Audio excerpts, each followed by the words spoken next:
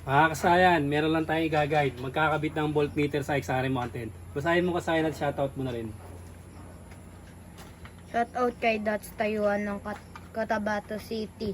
Kasayan, gandang gabi po sa'yo. Pwede po ba ulit ako magpatulong? Maglalagay po sana ako ng voltmeter sa XRM 110. Okay kasayan, simple lang yan kasayan ha.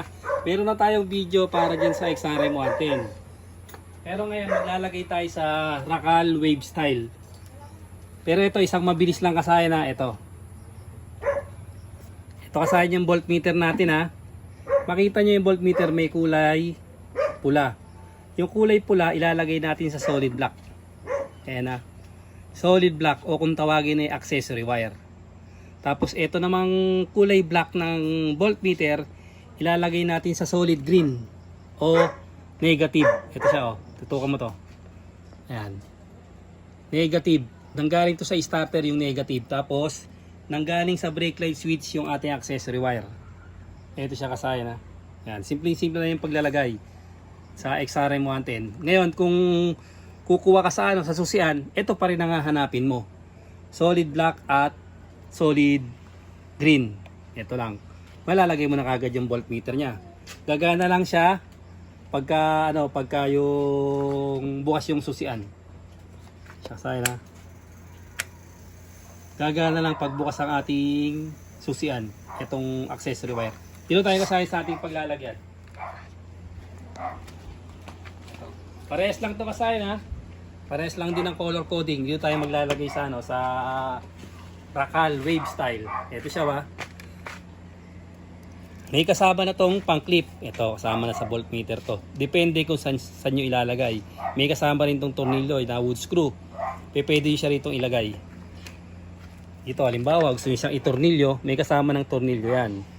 Pero pag ayaw yung butasan yung motor nyo, pwede rin dito. Ito, dito. Kay cable tie yun. May kasama na rin tong cable tie. Yan siya kasaya na paglalagay nyo ha. May kasama ng dalawang cable tie. Depende to kung saan nyo, kung saan nyo gustong ipwesto. Yung pagkakabit nito, parehas lang sa XRM 110. Solid black lang saka solid green. Kahit saan sa inyong motor. Accessory wire at negative. Yung negative, pwede rin ilagay sa body ground. Ito kasi napaka-importante sa ating nito, sa ating motor. Dito natin malalaman kung overcharging, not charging, pasira na ang ating battery, kung gagana ba ang ating starter sa voltahe, makikita na kagad natin. Siya kasaya na, halimbawa dito natin siya ipinwesto. Ito kagad yung gagawin natin. Pupunta lang tayo dito sa sa susian. Pagdating natin sa susian, may makikita tayo dyan na na solid black. Solid black at solid green. Ito siya. Ayun kasayan, pag doon natin siya ilalagay, magduduktok pa tayo ng wire. Hindi siya aabot. Pwede tayong kumuha ng ibang block sa taas. Ayan o. Yan, may mga solid block din dito. Yan, solid block. Yan o. Solid block. Magkakaduktong lang yan kasayan na accessory wire. Yan o, solid block din siya. Tapos maraming solid green. Ibig sabihin kasayan, kaysa magduktong tayo ng wire, kaysa magduktong tayo, dito na tayo pupunta. I-test natin para malaman nyo kasi na tama yung makukuha natin tama yung makukuha natin na supply galing sa accessory wire. Yan na pala ang ating test light. Ito. Kailangan nakabukas siya. Sasaya nakabukas ha, tutusukin natin. Pag ang natusok nyo yung kulay black na may kulay puti, hindi yan. Ayan o.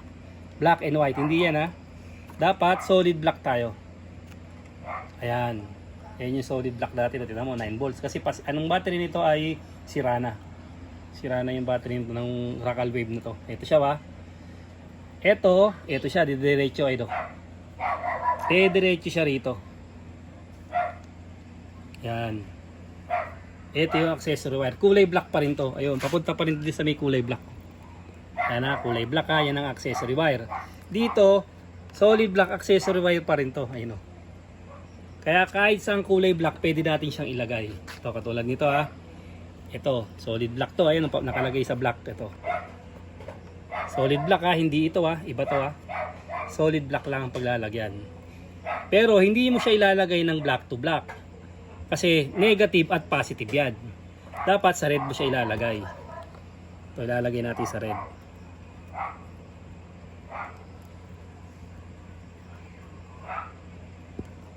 Dalawang wire lang to kasayan, kaya hindi kayo malilito. Ito siya kasayan ha. Lalagay natin tong sa accessory wire. Pag nalagay na natin to, sa kulay green naman tayo pupunta. Hindi na rin tayo pupunta rito. Yung green, yung naman natin, yung kulay green, solid green, yun naman ang ating ground. Pwede rin naman tayo sa body ground kumuha. Dito ay maglalagay tayo sa sa positive tayo kukuha na test light para malaman natin na ground. Sa pag ground kulay green siya. Okay, dito. Pag kulay green siya kasayan, ayan ha. O ito, kulay green siya, walang supply itong green na to kasi battery operated daw eh. Maghanap tayo ng ibang green. Ito. Kulay green. Ayan siya kasayan kulay green. Ito kasi battery operated na to kaya yung green niya wala nang supply. Tapos etong mga green sa taas, yan. Maghahanap tayo ng green dyan. Diyan tayo kukuha ng supply. Ito, meron ng Yan, solid green ha. Pure green lang yung pagkukuha na natin.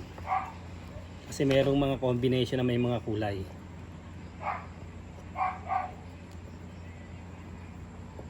Importante ito kasaya sa inyong motor para mas mabilis nung malaman yung battery nyo kung healthy ba o hindi. Ito na siya kasaya katulad dito kasaya hindi na healthy yung battery.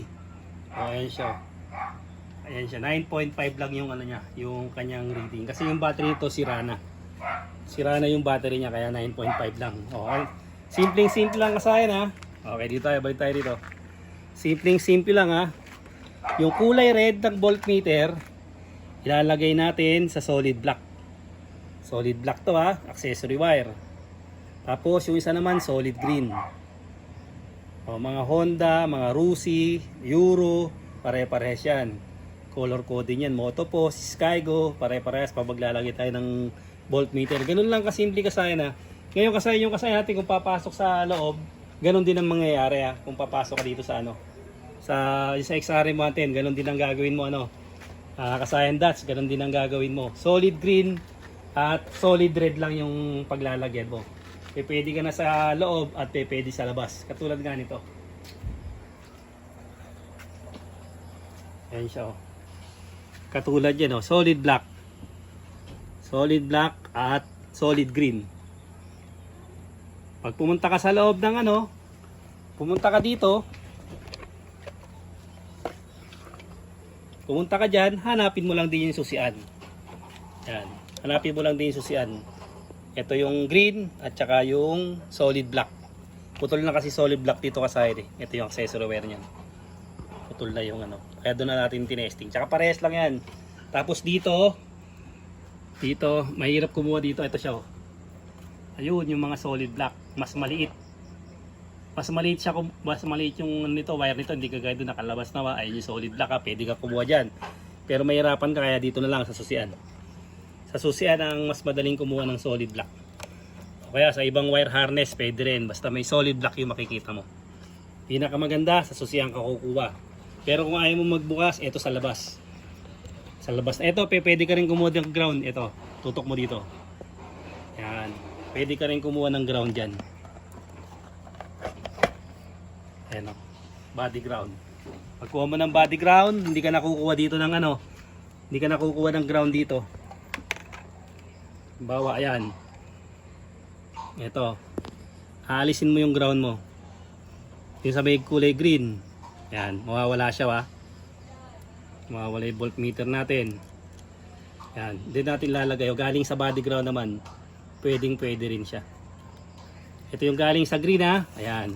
Sa body ground ka naman kukuha, kung may mas madali kang makukuhanan, kung saan ka mas madadalian, dun ka kukuha ng ano.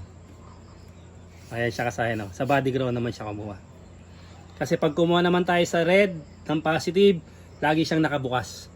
Kaya kailangan accessory wire yung kukuha natin. Solid black at solid green or sa body ground. Hanggang dito na lang mga kasayan. Sana nakatulong to sa ating ano, kasayan na taga Cotabato City. Okay, that's tayo ng Cotabato City. Hanggang dito na lang mga kasayan. Salamat sa panonood.